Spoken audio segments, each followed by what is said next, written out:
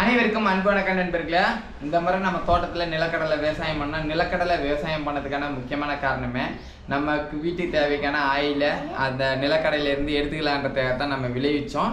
அதே போல் இந்த முறை விளைச்சல் குறைவான அளவுக்கு இருந்ததுனால நமக்கு செலவு பண்ண தொகை திரும்ப வரல. அதனால் நம்ம நிலக்கடையிலேருந்து ஒரு 50 கிலோ மட்டும் விதைகளை எடுத்துட்டோம். அந்த 50 கிலோ விதைகளில் 26 கிலோ விதைகளை கொண்டு நம்ம எண்ணெய்கள் ஆடணும். கிட்டத்தட்ட 12 லிட்டர் ஆயில் வந்துருக்குது. அந்த 12 லிட்டர் ஆயில் மிச்சம் 14 கிலோவுக்கு புண்ணாக்குகள் கிடைச்சி அந்த புண்ணாக்குலையும் நம்ம மாட்டுக்கு பயன்படுத்தலாம். அதை வச்சுட்டு மாட்டுகளுக்கு அது நல்ல தீவனமாக இருக்கும்.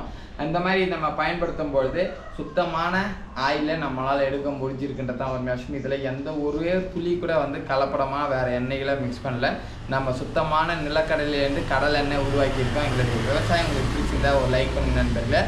நாமளும் சுத்தமான ஆயில் வேணுன்ற நினைக்கிறவங்க பக்கத்தில் விளைவிக்கக்கூடிய விவசாயிங்கிட்ட இருந்து எள்ளையும் நிலக்கடலையும் வாங்கி நம்ம தேவைக்கான எண்ணெயை உற்பத்தி பண்ணிங்க. எந்த ஒரு கலப்படமும் இல்லாத ஒரு உணவு நமக்கு கிடைக்கும். இது ஒரு எளிமையான வழி.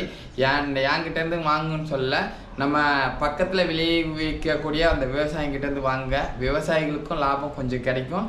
அதே போல் நமக்கும் நல்ல தரமான பொருளும் கிடைக்குன்றது தான் உண்மையாக அர்த்தம். விவசாயம் பிடிச்சவங்க லைக் பண்ணுங்கள், ஷேர் பண்ணுங்கள்.